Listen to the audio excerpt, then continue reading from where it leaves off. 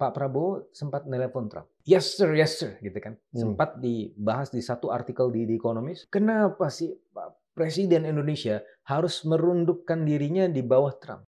Trump bilang, ini banyak negara-negara mendekat saya kissing my ass gitu kan. Iya. Apa kita termasuk yang itu? Saya nggak tahu deh. Trump itu bukan textbook yang dipakai. Kalau yang dikirimnya ke orang-orang kayak saya, kayak apa segala macam, ya kita kan cuma ngerti textbook. Kita aja nggak tahu dihitung-hitungannya bagaimana itu bisa keluar. Memang yang kurang dari kemarin yang saya lihat ya, ini kok pemerintah semua. Kok nggak ada pengusahanya? Mas Anin nggak diajak. Masa sih? Ya maksudnya nggak ada di situ kan? Ada satu tokoh, yaitu Haritanu, yang menawarkan sebenarnya. Kira-kira cocok nggak? Jadi saya sepakat kalau Haritanu juga dikirim sebagai tim negosiator.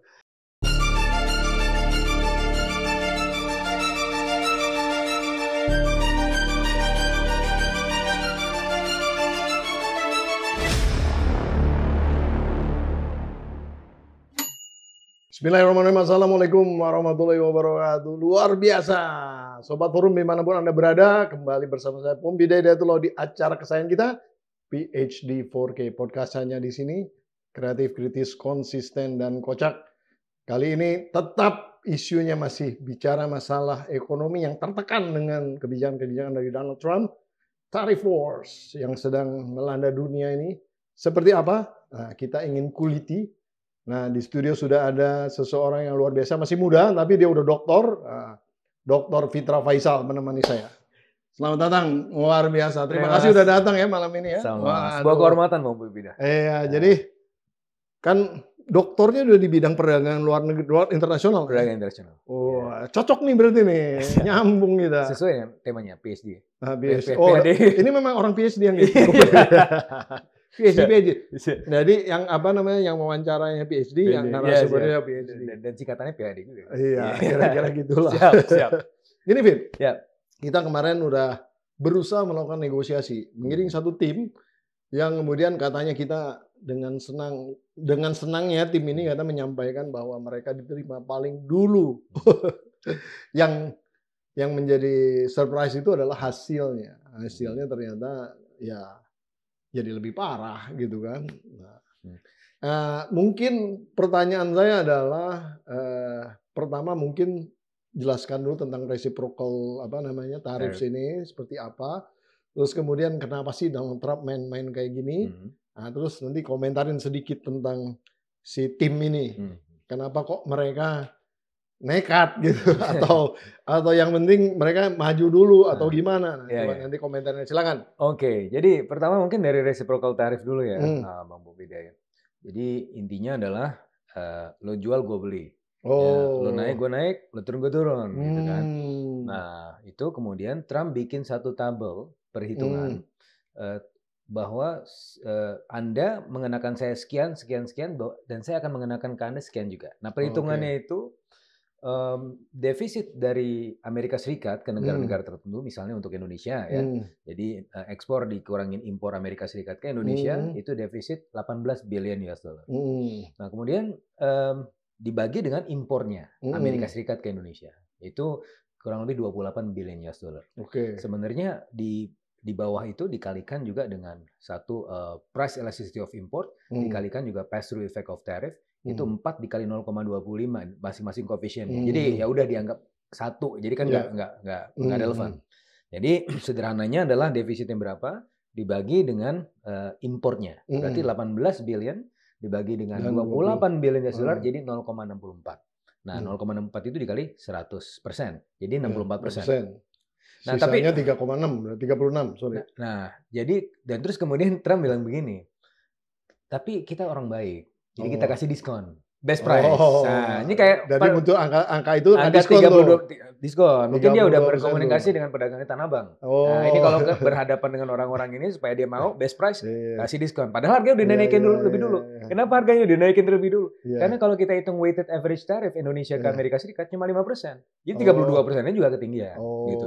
Nah, yang berikutnya juga yang menarik ini kayak toko-toko zaman-zaman mau sale itu gitu, dinaikin dulu diskon 50% padahal udah naik makanya. Nah, terus kemudian dasar pembuatan tarif ini kan PhD saya bidang international trade ya Bang Bida ya. Itu belum pernah tuh diajarin begitu. Nggak ada ya? Nggak ada. Textbook nggak ada. Jadi itu ilmu dari mana? Ilmu bid'ah Walid. Nah, Walid kan istrinya 9, bid'ah tuh. Kan maksimum 4 kan. 9. Jadi itu hitungan sesat. Nah, jadi makanya kalau sudah seperti itu, saya sering bilang ke teman-teman, ya udahlah, ini PhD saya lepas dulu.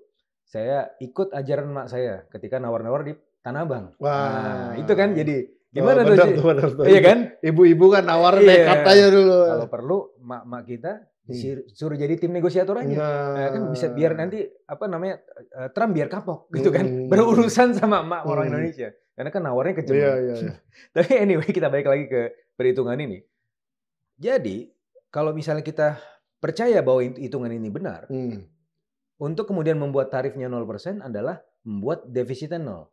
Karena kalau defisit 0 dibagi berapapun itu kan 0%. Gitu kan. Nah, karena kita belajar misalnya dari Vietnam. Vietnam itu yang bergerak pertama kali, Bang Bombida. Jadi segera setelah tabel itu diperkenalkan ke khalayak, kemudian Vietnam juga ada honorable mention di situ. Katanya Trump, I like them, they like me, gitu kan. Dia suka overclaim gitu kan. Padahal nggak ada yang suka juga, tapi dia bilang they like me, tapi Vietnam ini Anda terlalu tinggi, gitu kan. Udah within a week pada saat pengumuman itu di announce, itu saya waktu itu diundang beberapa stasiun TV, saya udah bilang bahwa Vietnam itu pasti akan segera bergerak, dan betul saja. Dan paling pertama kan. Within that week, sekjen partainya tuh langsung. Betul, Vietnam langsung agresif gitu kan. Karena saya sudah tahu berurusan dengan orang Vietnam, mereka pasti akan act first then think. Mereka kerjain dulu baru kemudian mikir gitu kan. Nah, terus si Trump itu kemudian mengapresiasi si Vietnam ini. We have a very productive session dengan Twitternya. Jadi Trump itu orang yang sangat informal. Jadi dia pakai Twitter aja untuk mengumumkan kebijakannya. We have a very productive session with Vietnam. Katanya dapat 0% nih si Vietnam kan dengan si sekjen yang telepon-teleponan sama Trump ini. Tapi nggak berapa lama, Peter Navarro, trade advisor-nya dari Trump, dia bilang begini, oh nggak bisa begitu Vietnam, itu 0% tapi kita pengen lebih dari sekedar tarif, katanya Peter Navarro. Dan memang si Peter Navarro itu sepertinya menyuarakan kegundahan ya dari Amerika Serikat terhadap kerja-kerja Vietnam yang cheating selama periode Trump jilid 1, karena dia menjadi backdoornya China, ya kan? Dan dia dapat sekitar 86 billion US dollar dari 2018 sampai 2023 karena sebagai backdoornya China itu. Nah, dari situ kemudian tapi ada masalah ketika Peter Navarro kemudian menyalahkan Vietnam. Ini kan game teori Bang ya. Kalau game teori itu kan ada two possible outcomes. Ada you win or you lose kan? Iya. Ada yang kedua strateginya adalah negotiate atau retaliate. Iya, nah, kan itu pilihan itu kan untuk negara-negara ini kan. Nah, jadi negara-negara yang tidak sebesar China kan kemungkinannya adalah kecenderungannya equilibrium ke negosiasi. Vietnam udah datang duluan negosiasi. Tapi kemudian dilepas sama Peter Navarro. Nah, ini gamenya jadi agak berbeda jadinya kan. Ketika si Vietnam itu kemudian dilepas sama Peter Navarro, orang-orang lain, negara-negara lain juga melihat, loh kalau Vietnam aja dilepas seperti ini gimana nasib kita. Jadi ada potensi kemudian deviasi dari negosiasi ke retaliasi bahkan. Jadi ada potensi menimbulkan bandwagon dan semuanya bisa saja melawan Amerika Serikat. Makanya nggak berapa lama, ini menariknya. Ini masih satu grup nih mereka. Ada Elon Musk. Elon Musk dibilangin, Peter Navarro is moron. Ya, goblok loh gitu kan katanya kan. He's a moron. Kenapa is a moron? Karena si Elon Musk tahu dia mengacaukan gamenya kita. Kan kita ingin menjadikan Vietnam ini, si US ini menjadikan Vietnam ini sebagai contoh buat anak yang baik, kita kasih reward, gitu kan. Tapi Peter Navarro mungkin terlalu lugu. Dia menyampaikan isi hati yang sebenarnya dari Amerika Serikat terhadap Vietnam. Jadi kan mengacaukan game. Tapi setidak-tidaknya ketika Vietnam bergerak terlebih dahulu, kita sudah ada pelajaran lah. Oh, jadi bukan tarif. Yang kita kejar apa? Ya hitungan subjektif itu. Caranya adalah dengan mengurangi defisitnya. Nah, mengurangi defisitnya adalah gimana caranya? 18 billion US dollar kita bisa beli alat-alat produk-produk Amerika Serikat. Salah satu yang waktu itu pertama kali juga saya sampaikan, kita bisa beli alutsista. Nah, ini kan udah langsung nih defisitnya bisa cepet tuh kan. Karena kan kalau nggak salah kayak jet fighter kita aja itu nggak ada senjatanya. Dari tahun 1986 tuh. Jadi era Top Gun yang pertama tuh kan. Itu yang masih analog. Itu kan udah jadul banget kan. Nah, ini saatnya kita untuk kemudian ke Amerika Serikat justru untuk beli itu. Makanya kita di sini di tahap untuk tabel negara itu kita tahap konsesi. Tidak hanya sekedar negosiasi, tapi juga konsesi. Nah, ini yang membedakan kita dengan beberapa negara lain, juga salah satunya Malaysia. Dan ini juga menurut saya yang membuat Xi Jinping belum berkunjung ke Indonesia.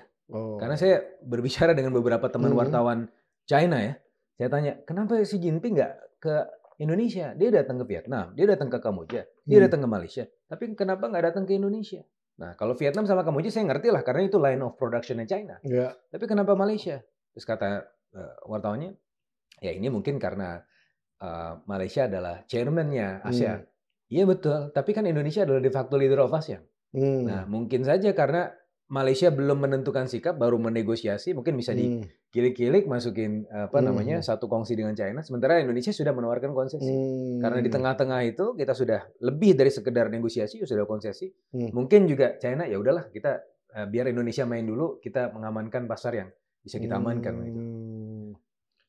Timnya gimana? Cocok nggak? Kenapa nggak ngirim ibu-ibu aja, yaitu Bu Sri Mulyani? Kan ada Ibu Sri Mulyani. Iya kan nggak ikut kan? Ada. Ikut. Ada. Dia mengumumkan impor kuota, makanya. Jadi kan yang mengumumkan impor kuota itu Ibu Sri Mulyani. Iya. Di forum itu. Jadi menurut saya sih tim negosiatornya oke ya, cuma memang harus lebih komprehensif lah. Karena kemarin itu kan pimpinan Pak Erlangga tapi ya, bukan Bu Sri Mulyani ya. Iya, pimpinan Pak Erlangga sebagai Menko kan, dan Bu Sri Mulyani ikut juga di situ, ada Pak Tommy Jawandono, ada Bu Mari Elka kalau nggak salah, betul. Macam-macam ya. Tapi saya rasa timnya mungkin bisa lebih komplit lagi, karena kan kita masih punya waktu nih, 60 hari ya, mungkin bisa melibatkan lebih banyak orang ya. Karena kemarin kan kayak terburu-buru ya, karena kita kan juga mau ya mendapatkan kesempatan pertama ya untuk melakukan negosiasi. Katanya kan ada first mover advantage. Tapi saya nggak tahu ya, agak terkejut juga kita ketika Trump bilang ini banyak negara-negara mendekat saya kissing my ass gitu kan.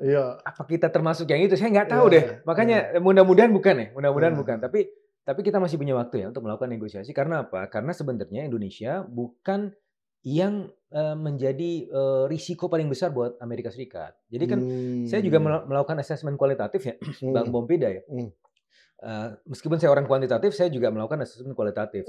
Ini ilmu yang biasa saya gunakan untuk mencerna pidatonya Jerome Powell ketika dia melakukan pengumuman tentang Fed Fund Rate. Saya melihat nih, ini kecenderungan ke depan the Fed akan menurunkan suku bunganya, stay atau menaikkan suku bunganya. Kadang-kadang kan assessment kualitatif itu yang kita butuhkan. Nah, waktu itu saya juga sempat melakukan assessment kualitatif di 47 menit pengumuman Trump itu. Dan saya melihat kira-kira ketika dia menyebut Indonesia seperti apa gitu kan dalam sebutannya. Dia gimmicknya seperti apa, dia mimik mukanya seperti apa. Saya coba identifikasi, dan kalau misalnya kita lihat ya, Trump mengumumkan China terus ada komentar. Mengumumkan Vietnam ada komentarnya juga. Indonesia sama Malaysia itu ya disebut, tapi cuma di skip aja. Abis itu ada pengumuman lain, ada list lain namanya Kamboja. 90% Kamboja ini tinggi sekali. Kita harus beresin nih Kamboja. Tapi Indonesia sama Malaysia, ini ibaratnya gini Bang Pompida ya. Saya kan juga dosen ya. Jadi yang saya ingat itu cuma mahasiswa yang pinter atau mahasiswa yang bandel. Ya, betul. Nah ini yang di tengah-tengah, nggak bandel tapi nggak pinter juga, gitu ya. Ya nggak saya ingat gitu. Mungkin dia juga pas baca ini, loh kenapa ini dua ada di sini? Dia list gitu. Mungkin dia bingung juga gitu. Jadi, tapi ini di satu sisi yang lain, artinya ya kita tidak terlalu beresiko buat mereka. Kenapa? Kalau saya trace back lagi, kali ya, ini hipotesis saya, di bulan November itu kan Pak Prabowo sempat nelpon Trump. Nah, kan hasil teleponnya begini, kalau saya coba interpretasikan.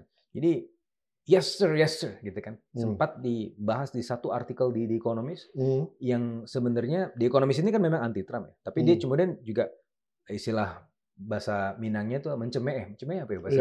Ya, jadi kira mengolok-olok lah gitu ya. Cengin lah, ngecengin si Indonesia, posisi Indonesia. Kenapa sih Pak Presiden Indonesia harus merundukkan dirinya di bawah Trump gitu kan? Ketika menelepon itu kan itu ada kenapa gitu kan, sampai judulnya yes sir. Tapi saya melihatnya begini, Bang Pompida. Memang Pak Prabowo ini kan alpha male. Trump juga alpha male. Seharusnya alpha male sama alpha male kalau ketemu saling keras kan. Tapi yang terjadi enggak. Jadi mungkin Pak Prabowo juga, ya kita tahu latar belakangnya sebagai seorang strategis kan.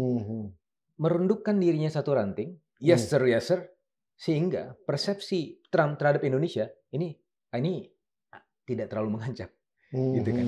Jadi bahkan Trump bilang, you can call me anytime. Nah, makanya sebenarnya saat-saat seperti ini adalah saat-saat di mana Pak Prabowo harusnya langsung menelpon Trump. Karena yang saya tahu juga, jadi memang kemarin tim negosiator kita sudah ketemu dengan Lutnick, itu Menteri Perdagangan mereka lah. Tapi yang kalau saya amati, sebenarnya keputusan akhirnya adalah di Trump. Nah, mungkin bagus juga kita kirim tim negosiator, udah oke. Tapi ada baiknya juga nih Pak Prabowo telepon Trump. Ini sebenarnya adalah ketika Trump menawarkan you can call me anytime. Ya ini adalah the right time to call. Ya itu menurut saya. Tapi kan sebetulnya yes sir itu di dalam konteks dia ingin menyampaikan congratulations-nya kan karena Trump menang sebetulnya. Betul. Tapi kan yes sir itu kan adalah tindakan yang quote-unquote ya merundukkan diri kan dibanting bisa begitu misalnya. Tapi gesture-nya nggak begitu sih kalau menurut saya. Tapi itu yang ditangkap di Economist. Dari luar. Dan ditangkap juga mungkin oleh Trump. Sehingga pada akhirnya kan mempersuasikan Pak Prabowo ya tidak merupakan ancaman. Ya itu modalitas juga menurut saya. Tapi anyway, nah kan sekarang udah dikeplak nih kita gitu kan dikasih angka baru nih yang lebih tinggi.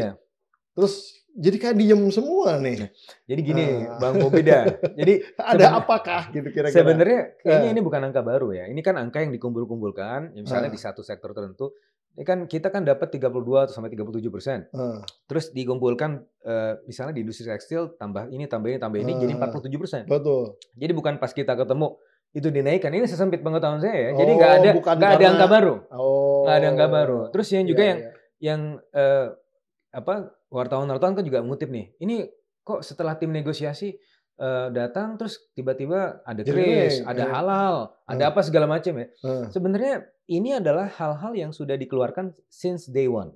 Jadi USTR itu ketika Trump mengumumkan tarif itu kan juga mengeluarkan concern terhadap negara-negara. Concern isu-isu QRIS gitu ada ya. Itu udah dari awal. Jadi ada 16 poin ya kalau tidak salah itu. Itu ada isu QRIS, ada isu halal, ada isu TKDN, impor kuota, terus ada isu juga birokrasi, biaya cukai, ada korupsi dan seterusnya. Nah, menurut saya ya, ini kan bukan list baru ya, ini list yang udah lama. Tapi mayoritas ya, sebagai trade economy, saya melihat bahwa mayoritas dari isu itu adalah isu-isu utama ekonomi Indonesia. Itu adalah lemak-lemaknya ekonomi Indonesia. Jadi saya melihat bahwa ini adalah momentum sebenarnya untuk perbaikan. Meskipun nggak semuanya juga kita harus. QRIS sudah bagus buat kita ngapain diperbaiki lagi. Ini masalah komunikasi dan negosiasi aja. Misalnya kalau QRIS itu kan ya kita harus membuktikan bahwa ini non discriminatory. Itu kan prinsipnya di situ ya. Terus yang kedua, visa itu ya kalau mau masuk gabung sama QRIS kan kemarin Bank Indonesia sudah mempersilahkan. Udah gabung aja dengan ekosistem. Bisa nggak yuk bikin ya? Kalau bisa ya kita perkaya ekosistemnya. Kalau misalnya itu dikomunikasikan dengan baik, saya rasa tidak masalah. Terus yang halal, kan juga banyak yang salah kaprah nih. Bilang, waduh ini melanggar akidah kita nih kalau misalnya halal itu diatur-atur gitu kan. Tapi setelah saya baca lagi pelan-pelan, oh ternyata bukan halalnya.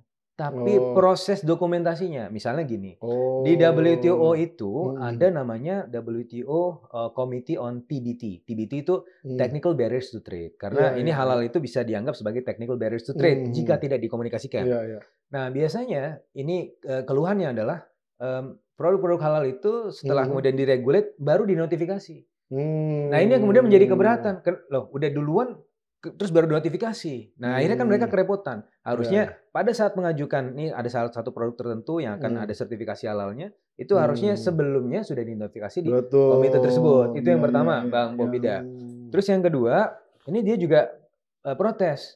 Ini kalau misalnya sudah disertifikasi halal di Amerika, kenapa harus disertifikasi halal di sini juga? Islamnya sama apa beda ini kan dia bingung gitu kan, ya kan?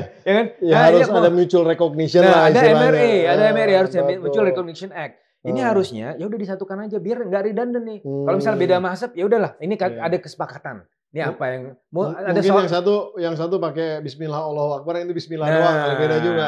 Ini kan kalau istilah bahasa religiusnya bahasa Islam itu. Ada yang sawabit, ada yang mutagoyirot. Ada yang fundamental, ada yang fleksibel. Gitu kan. Nah, itu harus disepakati aja. Ya kan ada Mutual Recognition Act. Terus yang berikutnya juga terkait dengan technical barriers to trade.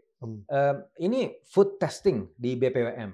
Loh, tapi kan di situ udah disertifikat oleh FDA. FDA itu kan labnya lebih canggih daripada BPOM. Lah kenapa harus di food testing lagi di sini? Ya, harusnya kalau pun begitu ya udahlah, bikin aja lab bersama. Kan ini kan juga menarik buat kita kan. Kalau dibuat lab bersama ini berarti BPOM bisa meningkatkan kapasitasnya juga kan untuk lab testing dan seterusnya. Iya sebetulnya. Betul kan? Terus yang menarik juga Bang Pompida, yang juga Bang Pompida kan juga dengar tuh waktu Pak Presiden di Menara Mandiri ya bilang mengenai import kuota. Iya. Nah import kuota ini kan sebenarnya import tuh. Iya import kuota. Hilangin aja sikat. Saya sepakat. Karena sebagai trade economist itu yang saya khotbahkan hampir setiap pekan ke mahasiswa. Oh gitu. Ya karena import kuota itu adalah seburuk-buruknya trade policies. Nah ini yang kenapa juga jadi buruk? Nah kenapa jadi buruk? Nah ini juga saya sampaikan juga ke teman-teman di Kementerian Perdagangan. Jadi kemarin 2 hari yang lalu ya 2-3 hari yang lalu saya diundang Menteri Perdagangan Pak ketemu Menteri Perdagangan ya ketemu Pak Budi, Mbak Roro ya adiknya Bang Pompida. Bukan ponakan lah. Oh ponakan. Saya berteman sama bapaknya. Iya. Satya Yuda. Jadi panggilnya Om ya. Terus habis itu Pak Menteri minta tolong ke saya untuk dijelaskan nih deregulasi TKDN, deregulasi tentang import kuota ya. Saya kira cuma jelasin ke Pak Menteri aja. Ternyata Pak Menteri membawa saya ke ruangan besar yang isinya ada dirjen, ada direktur, lengkap ya.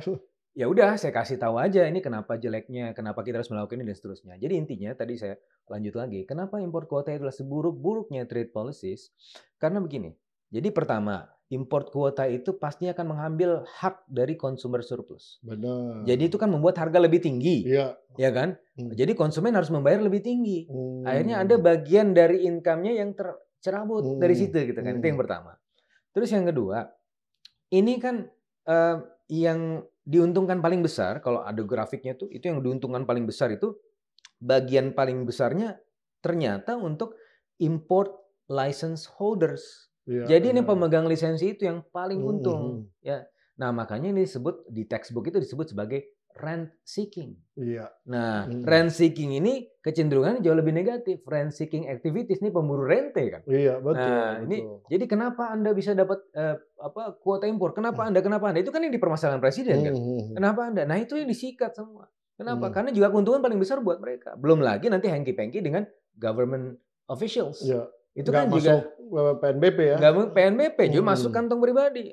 Akhirnya apa? Kita banyak mendengar kasus kuota impor itu ya banyak yang pelakunya itu diseret ke pengadilan kan. Iya. Nah, jadi yang mungkin yang lebih baik ya. Jadi ini kan sebenarnya Pak Prabowo itu yang saya rasa itu bukan melebarkan impor, tapi kemudian mengubah trade policies-nya. Kemana?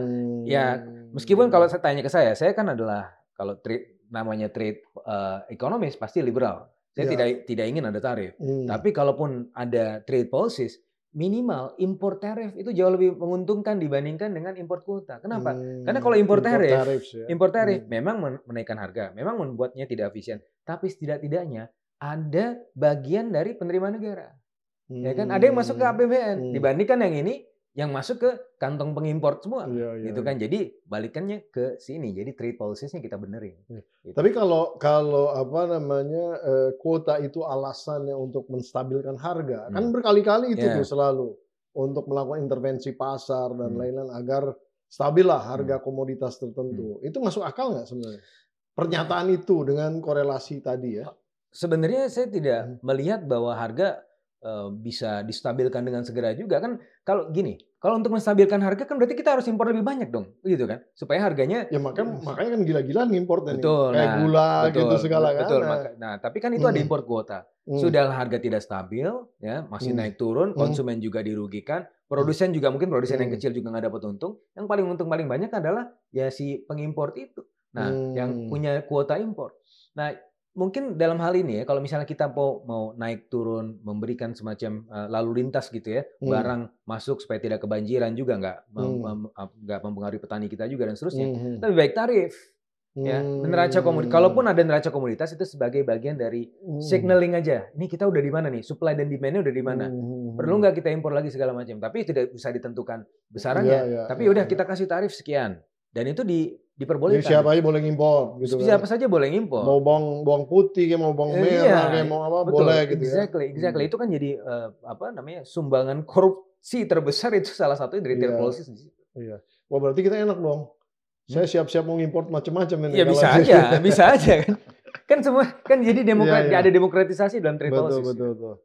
Oke. Tapi proteksi terhadap, jadi basis dari tarif itu yang dimainkan, besarannya ya, untuk mengatur supaya harga lokal itu juga jangan kemudian anjlok gara-gara impor kebanyakan. Betul, kan, betul. Kan itu kan nanti kan kalau misalnya kita ada tarif yang lebih tinggi, jadi itu kan menjadi constraint buat impor. Gitu, ya. Tidak kemudian dengan kuota, tapi dengan tarif. Efeknya sama, tapi siapa yang dapat itu yang berbeda.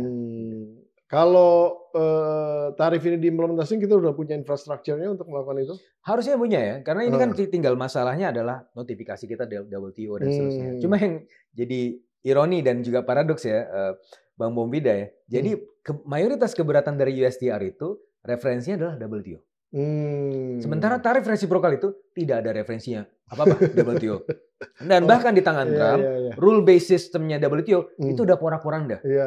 Sehingga sebenarnya ini agak paradoks. Ini di satu sisi dokumen yang merujuk WTO, sementara Trump itu nggak main-main lagi dengan WTO. Ya, WTO itu tujuan fair trade, free trade gitu kan. Nah, ini kan udah proteksionis sebenarnya kan kalau dalam konteks begini. Nah, jadi nggak relevan sama sekali. Gimana? Tapi menariknya gini, Bang Bombida. Jadi memang US sama China ini sekarang kan menjadi salah satu aktor utama ya, US versus China.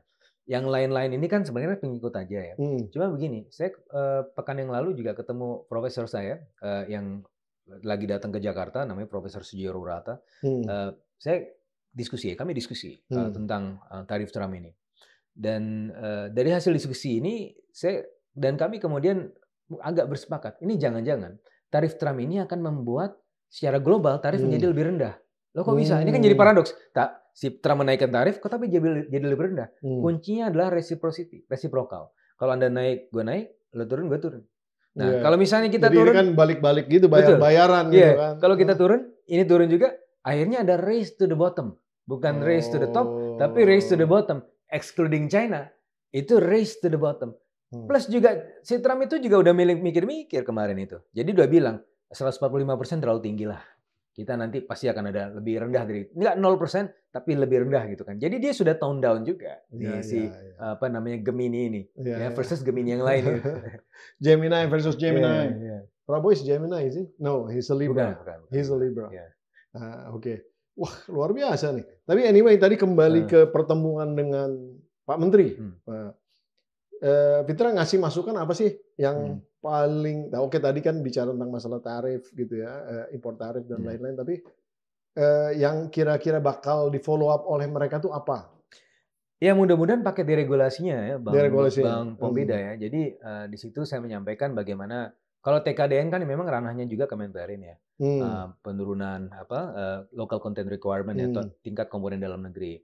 Tapi yang bisa dilakukan di Kementerian Perdagangan adalah sebenarnya ada identifikasi di Permendak 8, itu ada beberapa HS, ya Harmonized System Classification, itu ada beberapa produk-produk yang sepertinya perlu dideregulasi. Nah, sekarang ini Kemendak sudah melakukan identifikasi sekitar 400 HS, 400 produk kurang lebih. Tapi saya rasa itu bisa lebih dari itu yang saya dorong juga, kami dorong. Saya juga sudah berkonsultasi dengan teman-teman di DEN. Ada beberapa orang yang saya komunikasikan. Ya memang kalau bisa sih lebih dari itu, ya minimal 1.000 lah yang dideregulasikan ya, supaya untuk kemudian menghilangkan lemak-lemak tadi, lemak-lemak ekonomi itu setidaknya dari Kementerian Perdagangan. Dan juga saya menilai ini juga Kementerian Keuangan itu perlu take part di situ, karena di sini kan kita juga bicara post border. Ya, dan versus yang customs. Nah ini isunya adalah kalau semuanya dikeluarkan ke post border ya, ini kan jadi bukan kerjanya Bea Cukai, itu kerjanya kementerian lembaga ya kalau post border. Cuma pertanyaannya adalah, ya kan kalau saya lihat coba identifikasi di Permendak 8 itu banyak juga yang post border nih. Yang post border ini kebanyakan kementerian lembaga. Kalau kan misalnya barang nih, kalau post border itu artinya apa sih?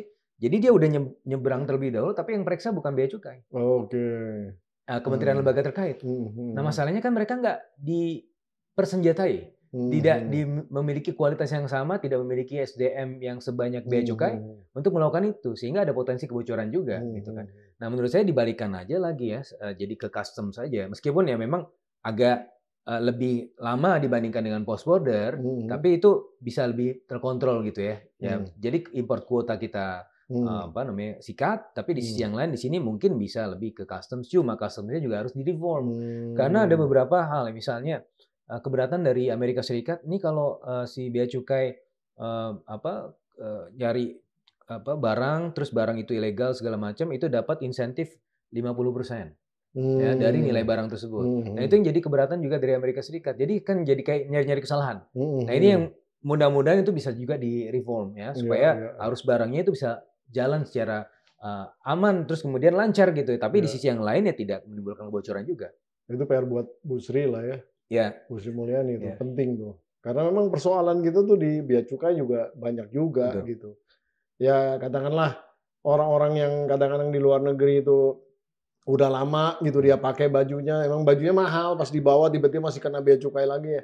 Ada-ada aja kan kalau kayak gitu diada-adain. Ya, jadinya ya ini kita perlu koordinasi lintas kementerian lah. Nah, jadi menurut saya ini bukan saatnya salah-salahan ya. Kadang-kadang justru mau kerja sama ya. Betul, saya masih melihat ada beberapa menteri lihat, wah ini gara-gara ini lagi, ini gara-gara ini. Ya terus kapan selesainya? Ini kan kita menghadapi the common enemy. Ya, the common problem is Trump. Ya berarti kita harus bekerjasama untuk melakukan itu.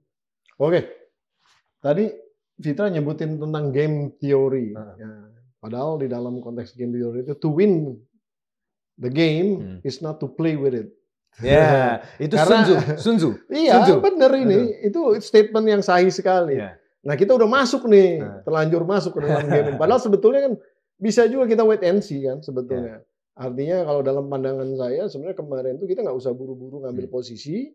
Kita lihat yang lain ngambil posisi seperti apa. Yang pertama, yang kedua, toh ternyata policy-nya si Trump juga tidak permanen. Maksudnya bahkan tidak long term lah.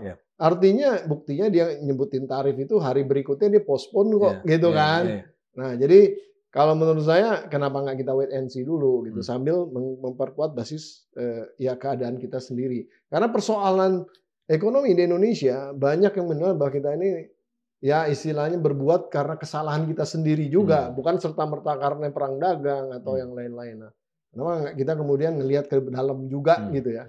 Nah, gimana pendapatnya Mitra tentang itu? Iya, pertama kalau dalam game theory juga ada yang disebut sebagai first mover Stackelberg advantage. Ya, dalam mikroekonomi itu ya memang bisa jadi wait and see, bisa jadi ini kita kalau sequential game ya, kalau kita bicara sequential game, kita selalu bisa mengevaluate partner activities sehingga kemudian kita bisa belajar dari situ. Tapi di sisi yang lain ada juga yang disebut sebagai first mover Stackelberg advantage tadi. Jadi ketika kita move first, itu bisa jadi mendapatkan keuntungan yang jauh lebih besar ketimbang yang latecomers. That if you understand your rival.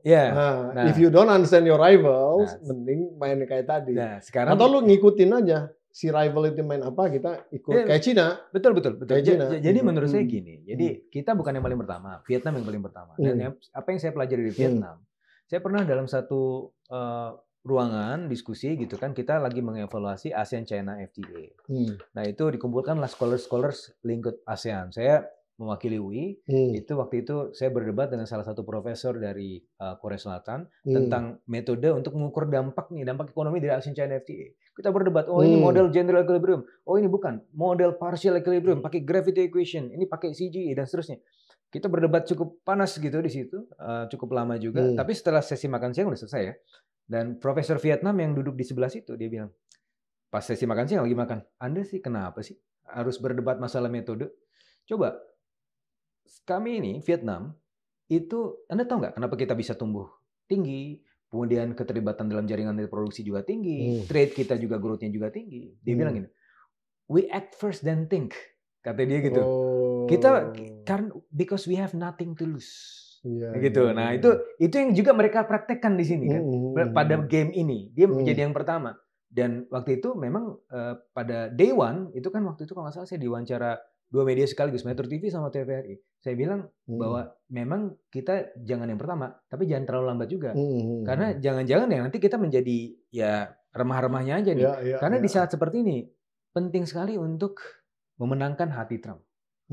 Dia kan tahu siapa yang datang lebih dulu, siapa yang datang dengan proposal yang baik segala macam. Kan karena sebenarnya saya sudah mempelajari Trump itu Bang Pomida dari tahun 2016. Semenjak kegagalan saya waktu itu menilai siapa yang menang antara Trump sama Hillary Clinton. Waktu bulan September atau September ya kalau tidak salah di tahun 2016 itu saya berdiskusi sama Desi Anwar di CNN.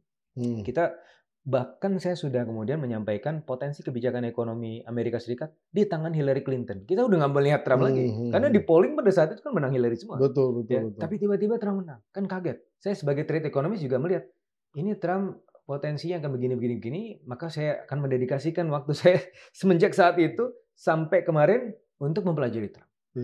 Sehingga yang saya tahu ya, pertama Trump adalah orang yang bilateral. Kedua adalah Trump yang adalah orang yang sangat personal.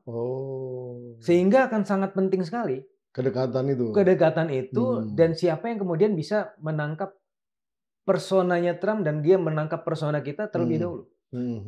Sehingga kayak yang tadi saya sampaikan, penting Pak Prabowo telepon Trump. Langsung telepon. Tidak kirim negosiator penting. Tapi cuma ngomong aja teknis. Betul, ini ngomong sama Howard Lutnick. Itu dia cuma teknis aja. Dia nggak bisa final decision-nya tetap pasti sama Trump juga. Ya, teleponlah Pak Prabowo. Pak Trump gitu kan. Katanya bisa telepon kapanpun. Ini saatnya saya telepon. Nah, saya kira ini adalah saatnya negosiasi langsung di level elit. Ada satu tokoh yaitu Haritanu yang menawarkan sebenarnya. Kira-kira cocok nggak kalau ya bisa jadi, kan udah punya kedekatan. That's what I'm saying. Jadi yang kurang dari kemarin yang saya lihat ya. Ini kok pemerintah semua. Kok nggak ada pengusahanya? Mas Anin nggak diajak. Masa sih? Ya maksudnya nggak ada di situ kan? Kan beda rombongan. Bukan orang yang berada, ya memang nggak bisa dalam satu ruangan itu. Tapi setidak-tidaknya kan di sekelilingnya itu kan nanti bisa kasih masukan, kasih not. Karena gini Bang Mobida, saya nggak tahu ya. Memang Bang Anin juga datang juga ke Amerika, tapi saya nggak tahu apakah itu dilibatkan dalam tim negosiasi itu, baik secara langsung maupun tidak langsung. Karena tadi kayak Haritanu dan segala macam. Saya rasa penting ya, karena pemerintah itu kan biar bagaimanapun itu textbook. Trump itu bukan textbook yang dipakai. Kalau yang dikirimnya ke orang-orang kayak saya, kayak apa segala macam, ya kita kan cuma ngerti textbook. Kita aja nggak tahu dia hitung-hitungannya bagaimana itu bisa keluar. Bid'ah dollar finar. Ya. Nah itu akhirnya kan harus kirim orang yang memang benar-benar bisnis. Ini bisnis to bisnis. Trump itu nggak bisa diperlakukan sebagai orang pemerintah pada umumnya. Benar. Jadi itu yang harus dilakukan sebenarnya. Jadi saya sepakat kalau Haritanu juga dikirim sebagai tim negosiator. Oke.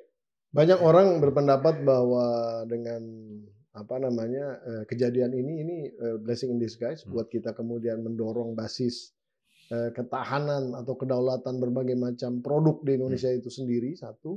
Yang kedua juga ini saatnya untuk melakukan FTA dengan ya secara regional lah.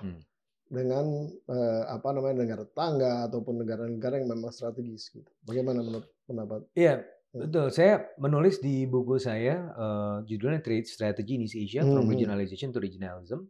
Jadi memang ide saya adalah menjadikan tidak hanya regionalization. Jadi regionalization itu apa sih? Perkongsian antara negara, hubungan antara negara yang dilandaskan market. Jadi market driven. Itu tidak sustainable.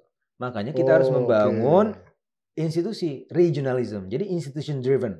Jadi bagaimana membangun FTA, RTA, Regional Trade Agreement, itu yang akan menjanjikan sustainability. Cuma masalahnya begini, kompleksitasnya adalah pertama ada Trump. Kita harus menjaga. ASEAN itu kan we make peace, we don't love, kita nggak suka perang-perangan, nggak suka, gitu kan. We love perang beneran juga nggak suka. Peace. Ya betul perang. Jadi semua jenis perang kita nggak suka, gitu kan. Makanya kita berteman dengan semuanya, gitu kan. Nah, jadi ketika kita membuat perkongsian, oke saja menurut saya. Tapi jangan sampai kemudian ini mungkin ada yang tidak setuju karena dia bilang, wah kita nggak usah lah kissing ass Trump. Kita jangan takut sama Trump. Tapi menurut saya gini ya, kita kan harus balance nih. Jadi memang harus di tengah-tengah. Jadi kita bikin perkongsian FTA segala macam masih bisa. Bikin pelebaran non-traditional partner itu juga bisa. Itu sudah saya identifikasi sejak tahun 2016. Misalnya non-traditional partner kita siapa aja sih sekarang? Di Afrika itu ada Pantai Gading, ada South Africa, ada Madagaskar, kemudian ada Nigeria, kemudian di atas itu ada Kanada, di tengah-tengah itu ada Meksiko, di Latin Amerika ada Peru, Brazil, Argentina, Chili. Di tengah-tengah Asia Tengah itu ada Kazakhstan, Uzbekistan, Tajikistan. Di Eropa Timur ada Polandia, terus Ukraina waktu itu kita buat kajian tahun 2016 nih. Ukraina masih masuk, tapi ya sekarang lagi pura-pura agak susah. Tapi kita bisa masuk ke Rusia. Gitu kan. Toh Rusia juga kalau kita bikin apa-apa sama Rusia sekarang nggak apa-apain juga sama Amerika kan. Amerika kan juga deket sama Putin juga nih si Trump ya. Jadi nggak dikasih tarif malah. Nggak dikasih tarif. Nanti saya ngomong itu. Nanti cerita di situ. Nah ini suatu hal yang menurut saya bisa dikerjakan ya. Dan sembari juga memperkuat ikatan regional. Tapi bear in mind, Trump tidak suka rombongan sirkus. Dia adalah orang bilateral, bukan orang yang multilateral. Gitu ya. Jangan sampai kemudian ini dia nggak suka dikeroyok lah. Nggak suka dikeroyok. Senangnya duel. Dia kan cowboy. Mano a mano, Clint Eastwood, ya tembak siapa menembak. Say when, ya gitu. I'm your Huckleberry, gitu kan. Nah itu yang harus kita mengerti juga. Terus yang kedua, jangan sampai kemudian kita juga ditarik-tarik. Saya ingat di tahun 2018 kalau tidak salah ya, itu Trump tariff episode pertama. Waktu itu kami diundang ke Dalian kalau tidak salah ya, itu untuk pembicaraan ASEAN Plus 3. Nah ASEAN Plus 3 di lingkup scholars. Waktu itu saya mewakili UI. Nah, ada beberapa scholars ASEAN juga. Nah, di situ kemudian ya saya melihat ya ada proposal yang ditawarkan oleh Chinese scholar kepada kita semua tuh ASEAN member countries scholarsnya. Kita lihat proposalnya. Sebenarnya karena saya orang yang lurus-lurus aja, saya lihat oke lah saya baca gitu kan. Tapi yang mengingatkan saya adalah seorang political scientist yang namanya Lam Peng profesor dari National University of Singapore. Dia bilang, "Hey Bung, coba Anda lihat paragraf pertama. Ini sepertinya China ingin menarik kita untuk berkongsi dengan mereka dan membuat ASEAN ini sebagai ya bagian dari peperangan ini, gitu." Nah, terus habis itu saya baca lagi kan, oh iya benar. Akhirnya saya bikin waktu itu kan kita waktu itu berunding di kamar hotel. Ada Lam Peng ada saya, ada perwakilan dari Thailand, Malaysia segala macam. Ada beberapa yang nggak berani untuk mengirimkan semacam kritik gitu ya pada proposal tersebut, terutama Kamboja, karena kan line of productionnya mereka, line of productionnya. Terus ya udah, terus karena saya orang yang nekat, Lam Peng ya udah you aja dah, ya saya dan you gitu kan kita kirim, akhirnya saya kirim. Terus waktu itu kayak kirim emailnya di blast juga ke perwakilan dari China.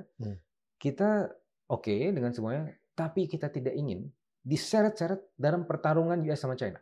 Kita ingin selalu mempertahankan ASEAN selalu di tengah, karena this is the ASEAN way. Kita tidak memihak ke kiri dan kanan, gitu kan. Nah, jadi kompleksitasnya adalah ketika kita membuat regional trade agreement, kita juga harus memastikan bahwa itu tidak dinominasi oleh single entity.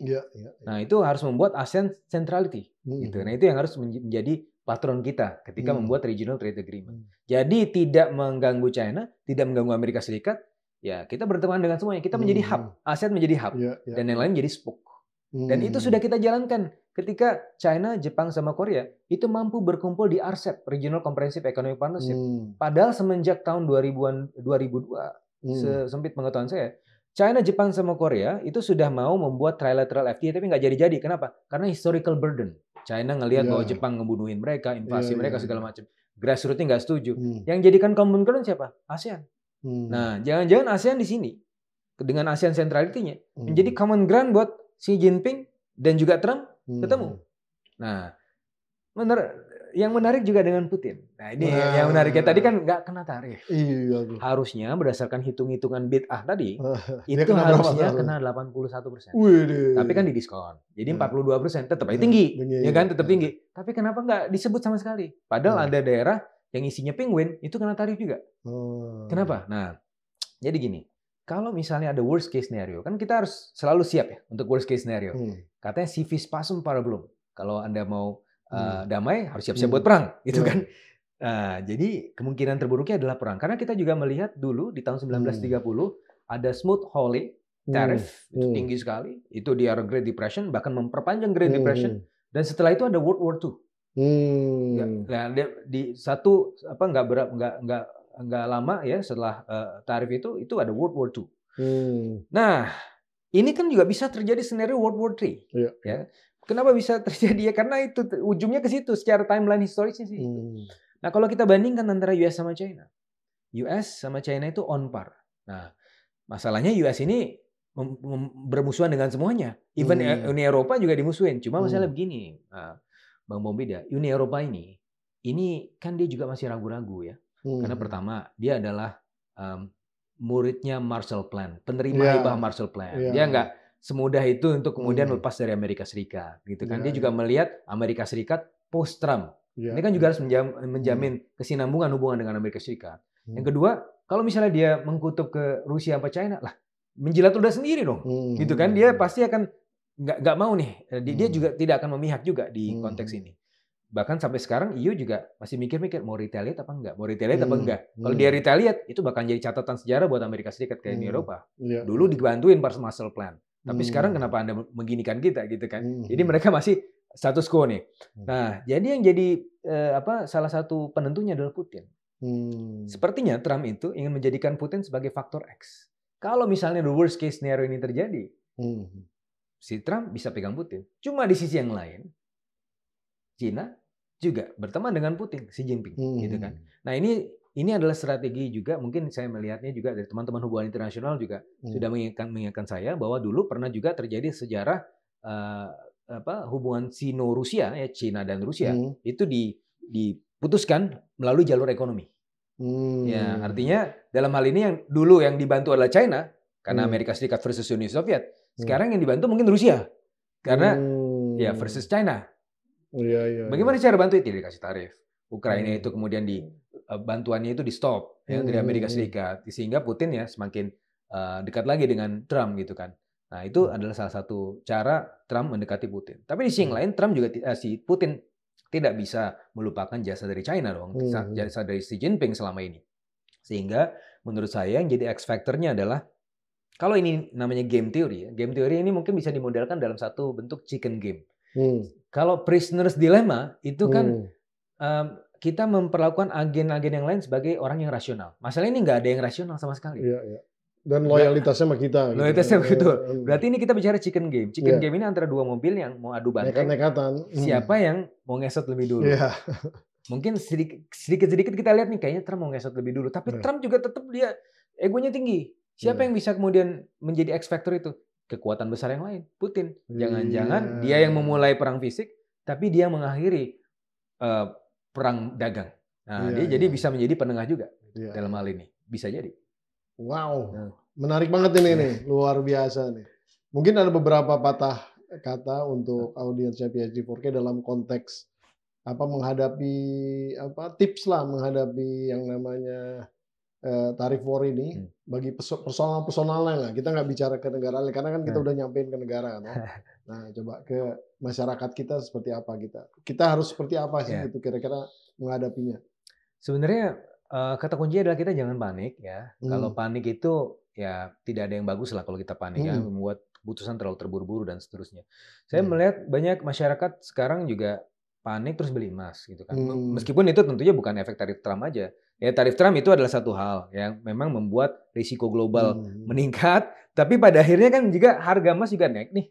Gara-gara semuanya kejar emas. Apalagi di Indonesia sendiri kan kita melihat banyak yang FOMO nih. Jadi mungkin si Jengkarti ini dia membeli emas bukan karena Trump, tapi karena temannya ya Jengwati ya, dia juga beli emas. Jeng kemarin kemana? Beli emas nih, kemarin harganya 1,7. Pekan ini udah 1,9. Wah, oke nih, ya udah FOMO. Akhirnya semua beli emas. Ngamanin nilai tukar lah. Ngamanin nilai tukar. Naik jadi malah. Tapi sebenarnya mama ini nggak mau ngamanin nilai tukar. Dia sebenarnya pengen nambung aja. Nambung yang bagus sekarang apa nih? Ya emas gitu kan. Nah, ya jadi jangan terjebak FOMO lah yang pertama. Terus yang kedua adalah kalau mengingat petuahnya atau nasihatnya dari Kiai Haji John Maynard Keynes ya, tahun 1930 ya.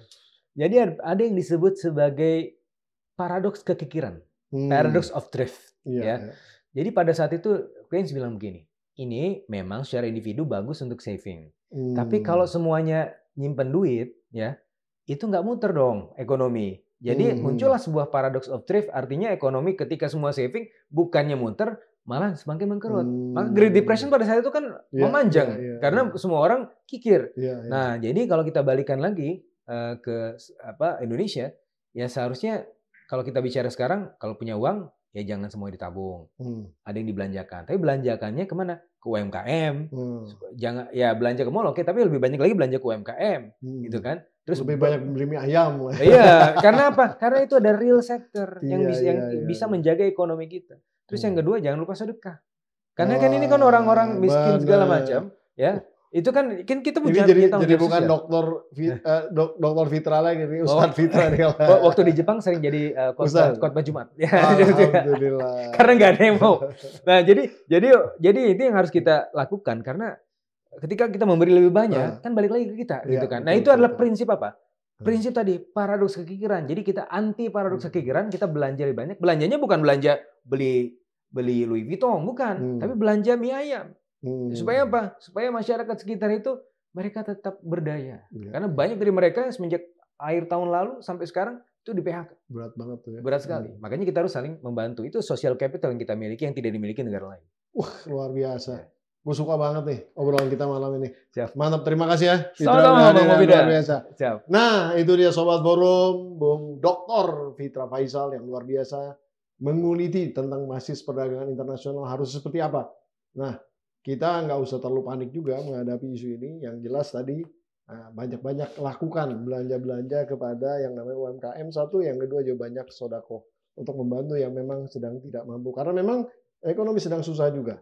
Nah, itu mudah-mudahan bisa membantu dan mencerdaskan kita di dalam konteks melihat persoalan-persoalan yang ada di negara ini secara clear dan juga bijaksana. Pada akhirnya saya Pembida Hidayatullah undur diri dari PSG4K. Nonton terus podcastnya di sini, kritis, kreatif, konsisten dan kocak. Wassalamualaikum warahmatullahi wabarakatuh. Luar biasa. Waalaikumsalam warahmatullahi wabarakatuh. Thank you Bang.